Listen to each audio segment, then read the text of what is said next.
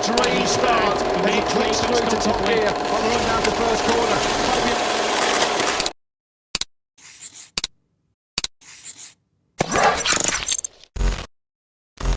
Dari era 2 tak sampai era 4 tak, dari era MV Agusta berkuasa sampai era Suzuki mundur, MotoGP masih menjadi balapan dengan kasta tertinggi dan masih belum ada balapan motor sirkuit lainnya yang mampu mengganggu kekuasaan MotoGP.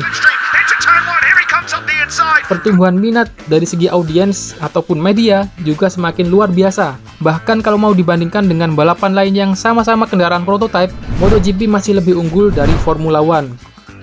Tapi dalam beberapa bulan belakangan ini, situasi sepertinya mulai berubah dan berbalik. Formula One sekarang ini justru semakin naik daun, sedangkan MotoGP justru malah sebaliknya. Sebagai salah satu buktinya, kita ambil contoh kecilnya saja, yaitu dari kunjungan website resmi. Kita coba untuk mulai menganalisis perbandingan kunjungan menggunakan layanan penyedia komparasi traffic website. Kita bandingkan kunjungan website MotoGP dengan Formula One. Dari bulan April ke Mei 2022 saja, kunjungan website MotoGP menunjukkan penurunan sekitar 23,44%, sedangkan website Formula One justru mengalami pertumbuhan sekitar 18%. Oke lah, saya nggak mau terlalu jauh membandingkan jumlah traffic dua jenis balapan ini. Tapi yang jelas, tanpa perlu membandingkan, kita juga bisa tahu kalau traffic kunjungan website MotoGP memang mengalami penurunan. Lalu apakah kunjungan website itu sesuatu yang penting? Tentu saja itu penting, karena dari website, para pengunjung bisa mendapatkan berbagai akses gratis ataupun yang berbayar.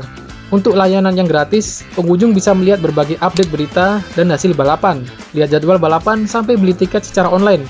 Sedangkan untuk layanan berbayar, pengunjung bisa melakukan subscribe yang memungkinkan untuk bisa nonton balapan secara live streaming, sampai menonton berbagai video dokumentasi belakang layar secara eksklusif. Kalau sampai ada penurunan kunjungan, ini artinya ada sesuatu yang mungkin disebabkan oleh berbagai faktor. Mungkin karena turunnya kualitas, atau perubahan minat pengunjung, macam-macam lah pokoknya.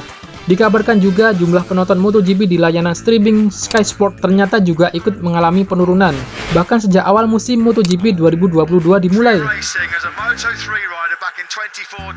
Penurunan bukan hanya terjadi pada kunjungan website dan penonton live streaming, tapi juga pada kunjungan penonton yang datang secara langsung ke arena sirkuit di hampir semua seri MotoGP 2022 sejauh ini, kecuali Mandalika ya, karena sirkuit baru, jadi hype-nya tentu saja berbeda. Dari data yang saya kutip dari speedweek.com, penurunan jumlah penonton yang paling anjlok terjadi pada dua arena sirkuit, yaitu Mugello Italia dan Catalunya Barcelona. Ada penurunan yang cukup signifikan jika dibandingkan dengan tahun 2019 lalu. Di seri Catalunya 2019, ada 158.000 penonton yang hadir di saat race, sedangkan pada tahun 2022 menjadi hanya 115.000 penonton, turun sekitar 27,21%. Begitu juga di seri Mugello Italia 2019, ada sekitar 139.000 penonton yang memadati tribun pada saat race. Sedangkan di 2022, turun menjadi 74.000 penonton yang hadir saat race berlangsung. Ada penurunan sekitar 46,1%, hampir 50% cuy. Bahkan speedweek.com menyebutkan kalau saat ini minat penonton terhadap MotoGP berada pada level terendah. Dengan kondisi krisis penonton yang sedang dialami saat ini, pihak MotoGP tetap terlihat tenang, stay cool, dan coba untuk mendinginkan suasana, seolah semuanya sedang baik-baik saja. Terlihat dari ucapan terima kasih dalam berbagai bahasa dari negara tuan rumah penyelenggara MotoGP atas tercapainya total 40 juta fans dari semua platform sosial media MotoGP, mulai dari Facebook, Instagram, Twitter, YouTube, Snapchat, Twitch, dan TikTok. MotoGP boleh saja berbangga dengan 40 juta fans yang sudah dicapai, dan ini merupakan angka yang gede banget. Jujur ini angkanya gede banget. Kalau mau dibandingkan dengan jumlah subscriber saya, ya jelas jauh lah. Tapi yang perlu digarisbawahi, semua platform ini hanya menyuguhkan highlights balapan, bukan live streaming full race. Lalu apakah kondisi penonton MotoGP saat ini lebih menyukai nonton highlights-nya saja daripada nonton full race?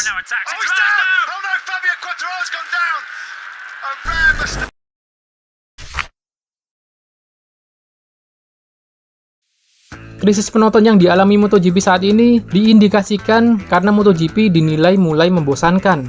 Bukan karena kurangnya pembalap hebat, tapi karena semakin sedikitnya aksi overtaking atau aksi saling menyalip antara pembalap. Terasa banget kan kalau rider MotoGP sekarang ini semakin kesusahan untuk melakukan overtaking. Padahal overtaking adalah salah satu aksi yang selama ini jadi nilai jual dan daya tarik di MotoGP. Tanpa adanya overtaking antara pembalap, maka balapan akan terasa hambar. Ingat apa kata Mbah Valentino Rossi, overtake adalah bagian terpenting dalam olahraga kami. Bahkan World Superbike yang dianggap sebagai balap motor dengan kasta yang lebih rendah dari MotoGP, justru lebih sering menampilkan aksi overtake yang mampu memanjakan penonton.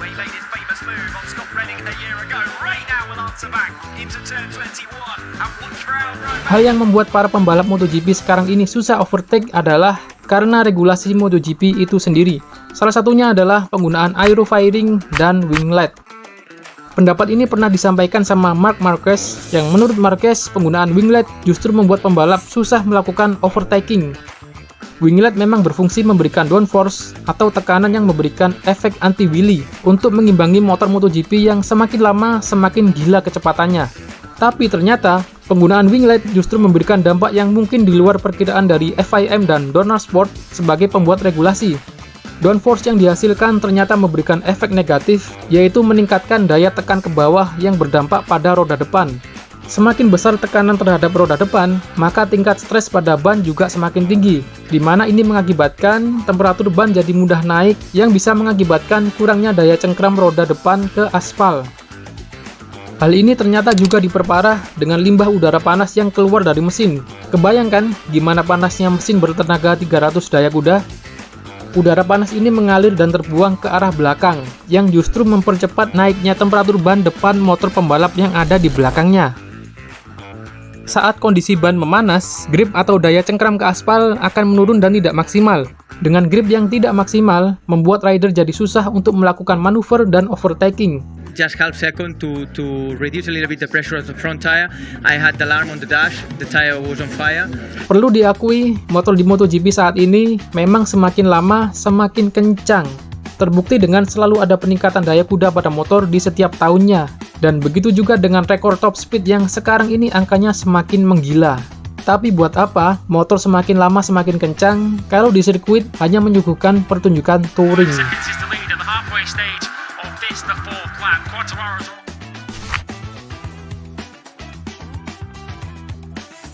Faktor lain yang disinyalir membuat MotoGP mengalami krisis penonton adalah karena hilangnya sosok yang dianggap pahlawan. Tentu kita tahu kan, bendera berwarna kuning dan merah adalah bendera yang paling mendominasi di setiap pertunjukan MotoGP yang disajikan. Oke, materi selanjutnya ini akan berhubungan dengan pembahasan yang saya sampaikan di awal tadi, yaitu ada dua sirkuit yang mengalami penurunan jumlah penonton paling signifikan, Mugello dan Catalunya. Dan kedua sirkuit ini letaknya berada di tanah kelahiran dua mega bintang, yaitu Mugello di Italia yang merupakan tanah kelahiran Valentino Rossi, dan Catalunya di Catalonia.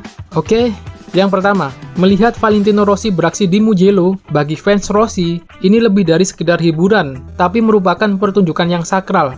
Dan tahun 2022 adalah tahun pertama di mana Rossi sudah tidak lagi balapan di sana, karena sudah memutuskan untuk pensiun. Yang penting mah nyari duit yang halal. Gue juga kalau nggak ngojek juga jualan rujak. Lanjut yang kedua, Marquez saat ini memang belum pensiun. Tapi di musim ini, Marc Marquez sering mengalami badi cedera yang mengharuskan dia untuk absen di beberapa race, termasuk di seri Catalunya kemarin untuk menjalani pemulihan setelah melakukan operasi pada lengan kanannya. Hilangnya dua mega bintang ini diindikasikan menjadi salah satu faktor penyebab krisis penonton pada MotoGP. MotoGP saat ini memang tidak kekurangan pembalap hebat. Contohnya, dari Italia ada Bastianini, Luca Marini, dan Pecco. Sedangkan dari Catalonia tidak kalah banyak. Ada Viñales, Alex Rins, Joan Mir, dan duo Espargaro.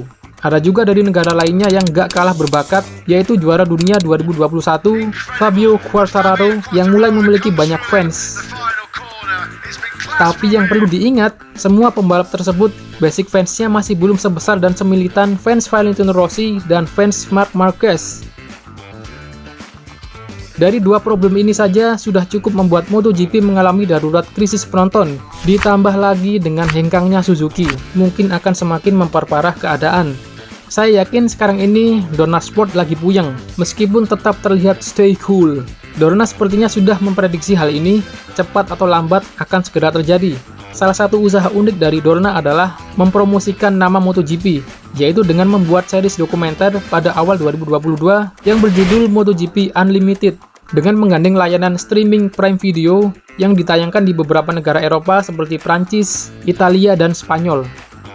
Cara ini mirip seperti yang dilakukan Formula One melalui seri Netflix Formula One Drive to Survive untuk memperkenalkan dan memperluas daya tarik ke audiens yang lebih muda atau Gen Z. Yang jelas sekarang ini, Dorna harus segera melakukan perbaikan regulasinya, mungkin bisa dengan melakukan pembaharuan regulasi atau memaksa Michelin bekerja keras untuk membuat ban depan dengan kinerja yang lebih baik. Ini akan jadi pekerjaan rumah yang sangat berat untuk FIM dan Dorna Sports. Jadi kira-kira seperti apa nasib MotoGP kedepannya nanti? Semuanya tergantung dari tindakan yang dilakukan promotor. Saya berharap MotoGP tetap bisa menyuguhkan aksi-aksi overtake yang ketat seperti dulu. Kalau ada revisi atau mau nambahin, jangan sungkan untuk tulis di kolom komentar. Nama saya Awang, stay safe and I will see you in the next video. Peace!